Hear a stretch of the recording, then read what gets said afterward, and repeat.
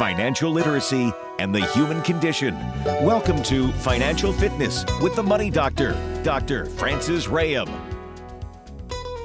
Welcome to Financial Fitness. I'm Jess Tyler, along with the Money Doctor, Dr. Francis Rayam. Hello. Well, hello, Jess. How's it going? It's good. We are back for another week of Money Talk. What are we talking about this week? We are. Well, let's talk about mortgages this week, but not more. I know, not mortgage rates, but how many people are holding their mortgage or even using it as an investment tool into their retirement years past age 65. Okay. Yeah, I bristle just having to say that you have a mortgage past age 65, but so many people do. So many Well, people. yeah, it's longer before you can afford your first house with how much they are right now. And then you're talking 30, 40-year mortgage. If you refinance, you very well could have a mortgage that old. Can you Or not that old, at that age, I should say. Yeah, well, the mortgage would be that old too. Yeah. Can you even believe that we are saying 40-year mortgages these days? Yeah, But well, you have to be able to afford the house. Yeah. Yeah, that's the sad truth is that, and they've been doing this in California for a while now, when house prices just were unaffordable. People can't make the payment, you can't sell the houses, you can't lend to them. What do? Stretch out the term. So that's kind of a similar thing as to what's going on for retirees these days, except that they're doing it in some cases proactively. And I'll give credit here to the New York Times, who had a great article on this, and they really saw both sides of the coin here, what some advisors say you should do and what others say you should do, right? They're completely different. So it might not be any surprise to you that I'm in the camp of, no, don't keep your debt into retirement. Really? I thought it was going to be the other way for sure.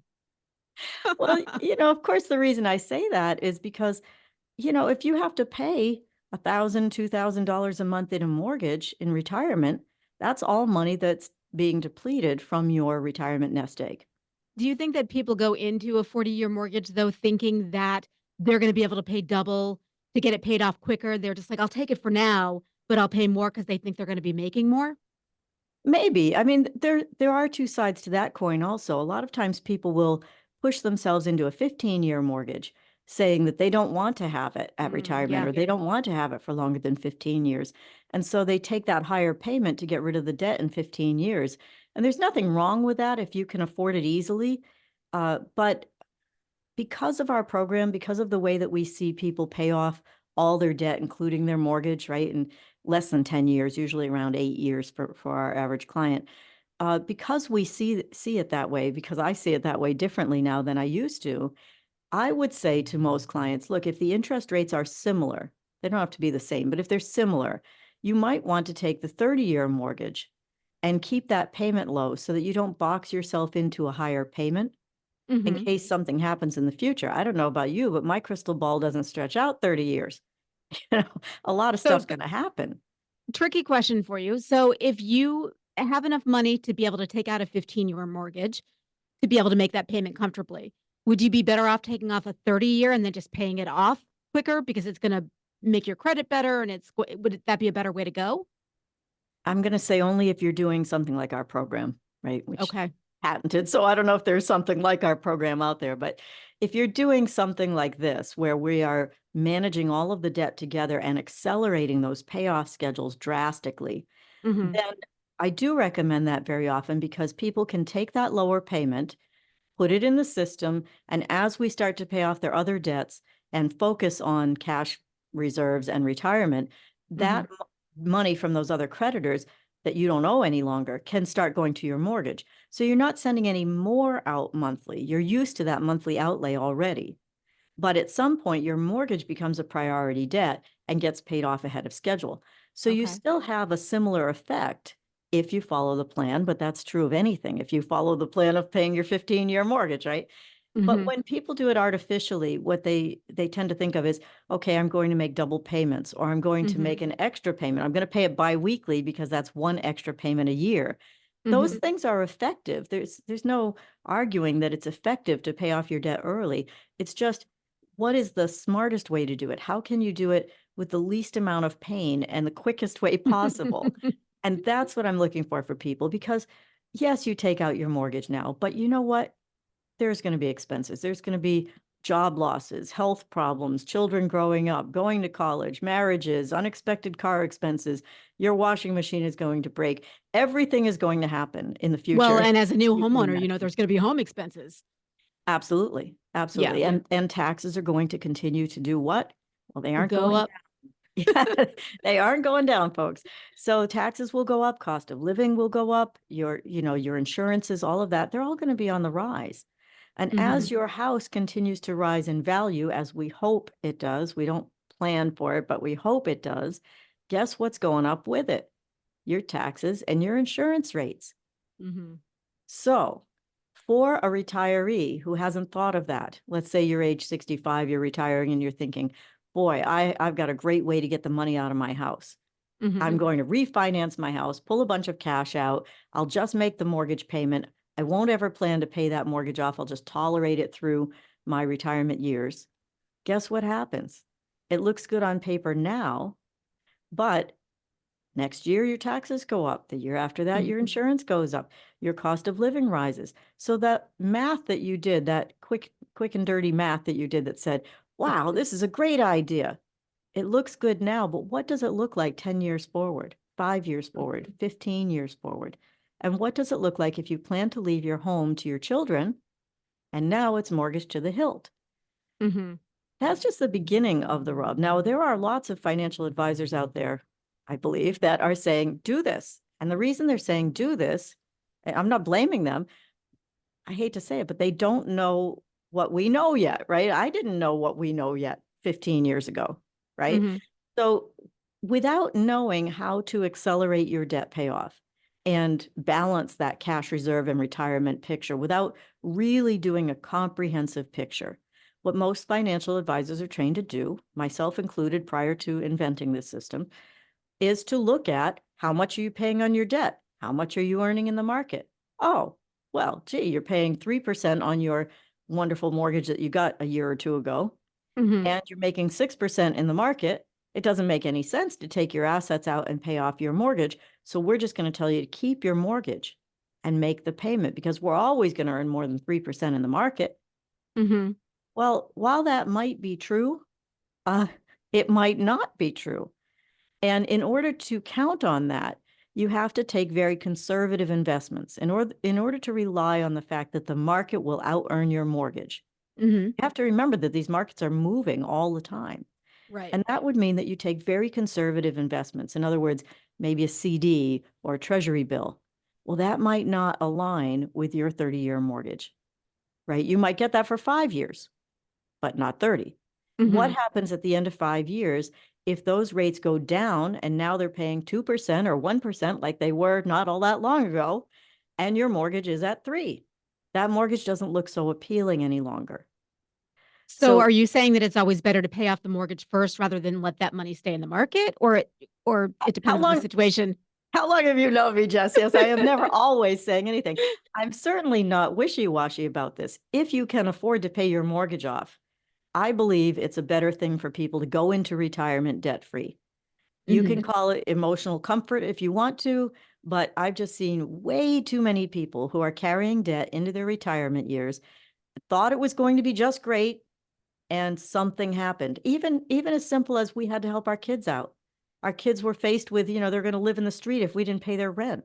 Mm-hmm. Well, you Yeah. didn't plan that into retirement, but you can't do it if you're saddled with that mortgage. Huh. All right. So, but about refinancing, should that always be your last resort for refinancing? Oh, no, I don't think it's a last resort. I think there are times that refinancing makes sense, just maybe not as a strategy to get through retirement all the time. Mhm. Okay, so here's a good example. Somebody's got one of the mortgages they get today at 8.25% or whatever the rates are now, whatever the ugly rates are today. And, they take it because they've got to downsize, for instance, and they decide they're going to keep, we're talking about retirees now. So they decide they're going to keep their money in their brokerage account or their assets liquid enough in case they need it, rather than put it on the down payment of a house. So they downsize, they get a new mortgage. They Mhm. decide, maybe with the help of an advisor, maybe not, it's a good idea to just do it this way and only pay the mortgage payment without any idea of ever paying the mortgage off. And 2 years from now, the rates are at 3%. Do you refinance? Probably. Yeah. You probably do. You get the better rate. But what you need to remember when you're refinancing, I always try to tell people the one or two things that nobody else is telling them, that they it just somehow escapes mainstream knowledge. And the thing that you have to remember mostly is if you ever plan to pay that mortgage off, and I Mhm. realize some people just accept it. They just say, I'm just going to pay this like rent the rest of my life. But if you ever plan to pay that mortgage off, you need to remember that when you refinance, these loans are front heavy. In other words, the interest is up front. So now, if you've been paying your mortgage for 5 or 10 years and you're finally starting to chip away at the principal, when you get that statement, you look at it and it says X Mhm. number of dollars to the interest and X number of dollars to the principal.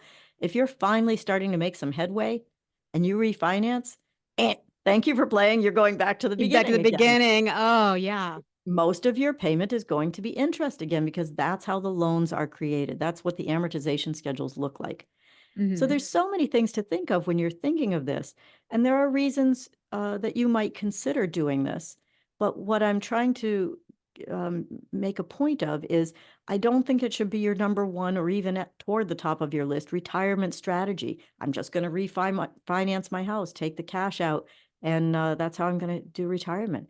If there's any other way for you to do it, and there usually is, Mhm. there's probably a better plan than just taking your mortgage out and carrying it through retirement because you think or are told or you hope that the market is always going to out earn your mortgage rate because there's so Mhm. many other factors besides what your investments are earning. And it's been all over the place. So we haven't really been able to tell if it's gonna be up, down. It seems like it's been down. All Yeah, right. Well, just we're gonna this week. yeah, we're gonna talk more about this coming up in the second half. But first, I want to get your phone number. Sure, it's 413-773-3333. And as always, you can visit hugyourmoney.com. We haven't mentioned in a while, but I want to mention that if you have a question for the money doctor, you can send your question in at info@hugyourmoney.com, or you can send it to me at jtyler@whmp.com. Then if we use your question on the air, you can get a copy of the book. Retire debt and retire well. You bet. That's my favorite part is when people write in with questions and we get I to love it too. answer them on the air. All right, we'll be back with part 2 of Financial Fitness with the Money Doctor, Dr. Francis Ram, right here on WHMP. Welcome back to Financial Fitness. I'm Jess Tyler, along with the Money Doctor, Dr. Francis Ram, and we're talking mortgages. We are talking mortgages. We're talking mortgages into your retirement years and what that can do for you or not do for you. And so I just want to make the point that we're not talking about reverse mortgages here. A reverse mortgage is where you give up the equity in your home, you sign a contract to a company who then pays you instead of you paying the mortgage, right? They pay you every month, and you are basically spending down the equity in your home. That's those The late night commercials we see, right? We're back on Yeah, commercials again this week, but the late night yeah. commercials you see, I always think they're ripping off the elderly. Is that true or not?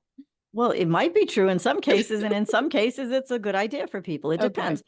So, the things you need to know about that is, tell your kids if they're expecting to inherit your house and you've Mhm. got a reverse mortgage, they need to be aware that they're going to get in the same week some news that their parents died and that they owe a mortgage in order to access that house again, because that mortgage then has to get paid off. So you're basically racking up debt, but you're doing it with a reverse mortgage. Mhm. And You're and basically for leaving it to your kids. the mortgage, not the house. Yes. And so but are the kids responsible for the mortgage even though they're not on it? If Well, they not inherit the house? not directly, but somebody has to be responsible for that mortgage. So if the kids want to keep the house, then Mhm. they have to pay off that mortgage. If they don't care and they sell the house, then the mortgage has to be repaid, right? Mhm. That's how that company that lent the money got repaid. So those are tricky, but it's not what we're talking about today. But I just wanted to make it clear that when I'm saying don't use a mortgage as your retirement strategy or as your primary retirement strategy, I'm not necessarily talking about reverse mortgages. I'll give you one example of a time when a reverse mortgage might make good sense for someone. Okay. Let's say that they don't have any kids or that their children don't want the house or they don't need the house. And the Mhm. parents are living on minimal income and they don't intend to downsize or do anything else. Or even in downsizing. Sometimes people use a reverse mortgage as a way to downsize. Mhm. But then that might be a way for them to gain the equity out of their house as long as nobody's expecting to get it in the end. Then they get rid of their mortgage because the company takes it over and the company pays them a monthly payment as a reverse mortgage. Sometimes that can make very good sense for somebody, but I fear that too many people do it when they don't understand it well. And so Mm-hmm. when you said, are they ripping people off? Maybe not intentionally, but I think there are plenty of reverse mortgages that are sold to people who maybe had a better or a different solution. Well, And it seems like always when you're in a situation where you're desperate for money, good choices are not made. Like you're just kind of thinking of the only thing that's going to get you money quick. yeah, well, that's true of any kind of choice, not just financial choices. Whenever we're making decisions emotionally and from our gut and under pressure, under Mhm. duress, we're Are going you to make talking about bad being decisions. hangry? Well, as a matter of fact, that's one of Yes. them. That's a great analogy because, what we eat and how we spend money are very much parallel, right? Mhm.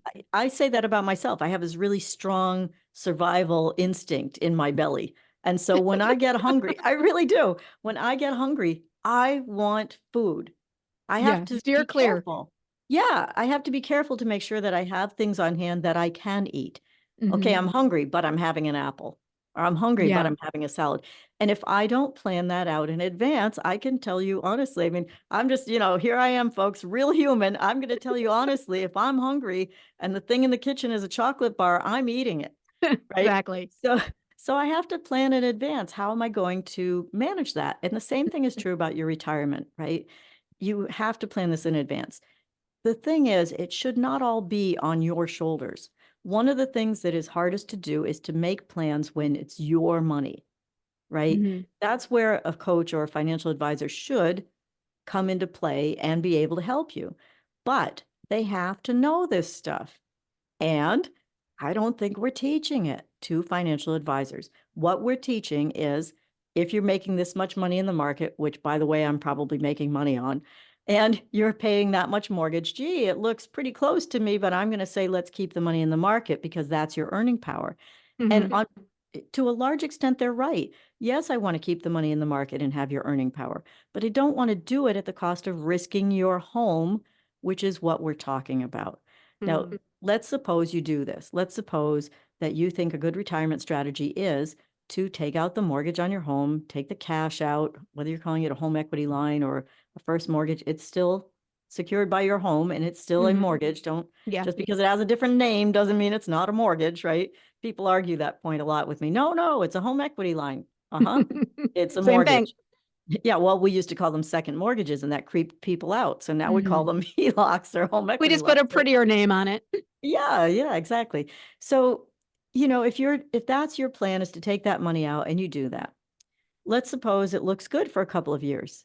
And then a time rolls around where you had planned to work through retirement. Gee, you love your job. You're not going to sit in a rocking chair. You really are going to keep working. Well, you know what? You might not be in control of that. Mhm. Somebody might say, we're downsizing and you don't have a job any longer.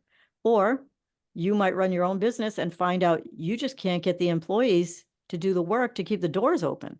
Mhm. Yeah. You thought you would sell your business and it's not saleable, or you thought you would pass your business to your kids who have no interest in it. Mhm. Yeah. There's so many things that you think will happen in retirement. But just as you pointed out, Jess, the hardest time to decide that is when you're in the thick of it, when you can't see the forest for the trees. When Mhm. you're looking at that retirement date, counting the days, saying, oh, if I check this box, if I move that there, and if I do this, maybe if I refinance my house, I can hit that target date. Oh, I cannot wait to take that vacation and tell my friends I've Mhm. retired, right? Yeah. And that looks good for a while. And then these kinds of things happen, like your kids come home from college and say, Mom, Dad, I need a place to stay. I can't afford rent, or I'm getting a divorce, or somebody's spouse dies, or there's Mhm. some major event that none of us want to plan for. Somebody gets really ill.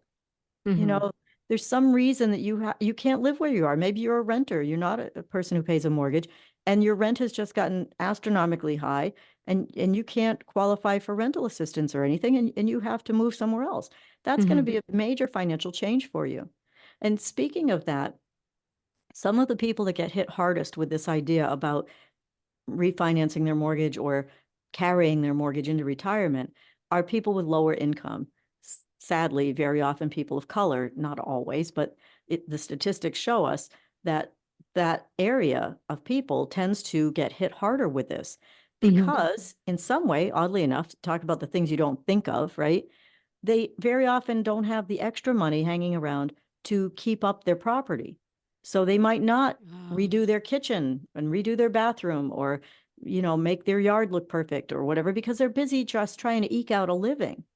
And then the times change, they go to refinance that property or borrow against it, and they have a harder time doing it because the Mhm. property value isn't rising at the same level as maybe somebody who had plenty of cash who's done all these things to keep their property up.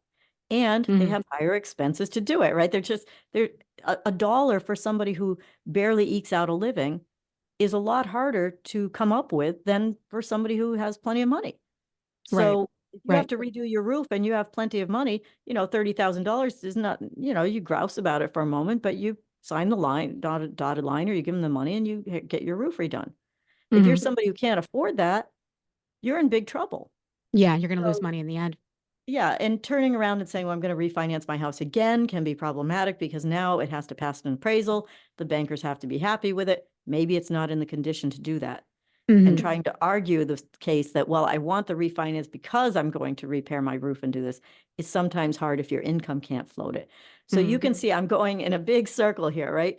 But the circle I'm going in is because, boy, I just think it's so sad to put your house at risk in order to retire when there could be a much better way to do it.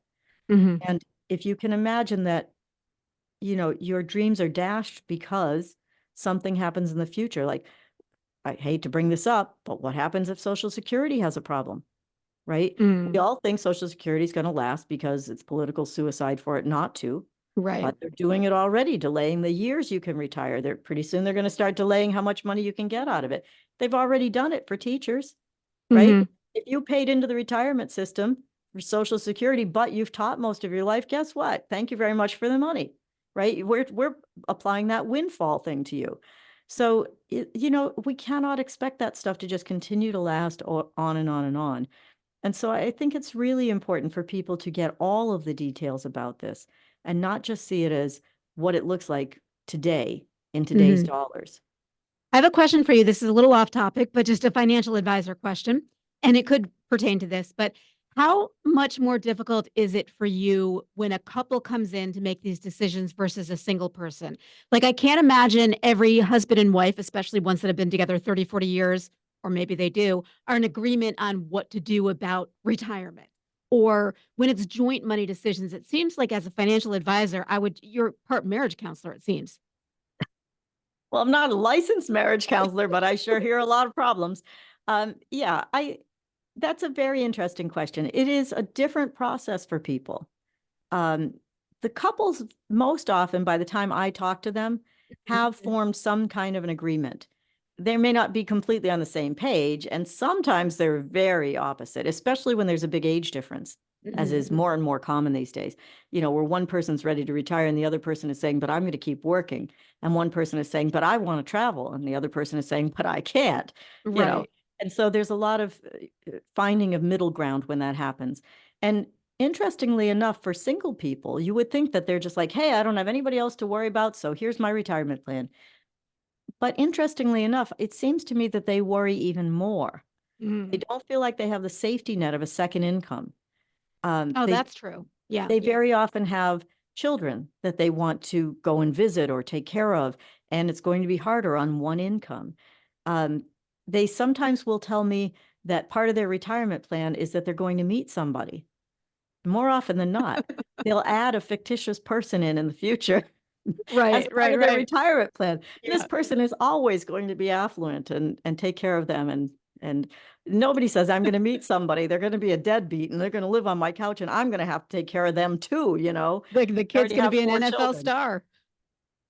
Yeah, it is a different decision, but I think to answer your question, more and more these days, I see as couples, I see the Mhm. people as more and more independent of one another. They're in a unit, they're a team, and they're making decisions together.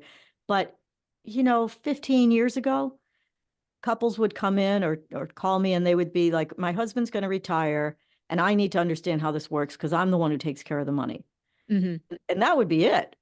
sometimes they'd say, well, I have a job too, but I'm not really contributing to anything. And even Mhm. today, we've talked about this, women are not contributing anywhere as much as their male counterparts are. They Into the tend to living expenses every month or into no, into their retirement? retirement. Okay, got it. They tend to see the money in the household as his retirement, with theirs being ancillary. And that's Mhm. hard when a couple splits, right? Right.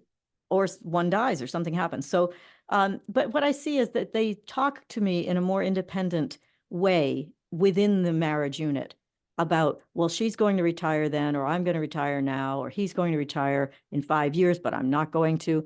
And instead of, when my husband retires, Mhm. this is what life will look like. Now they're both trying to figure it out within the marital context.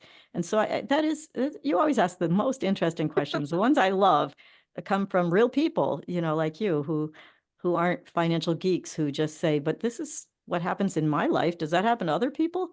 Right, exactly, exactly. Mm. Well, so much good information here. I know that people probably will have questions, so how can they get a hold of you? Well, I hope so. They can reach us at 413-773-3333 or on the web at hugyourmoney.com. And as we talked about before, I really would love if people send questions in. I do have some questions saved for you, so we're going to do a question show coming up really soon. And then, like we said, if you get one of your questions that get on the air, we answer them. We answer them. You answer them, and I go, "Oh, I knew that."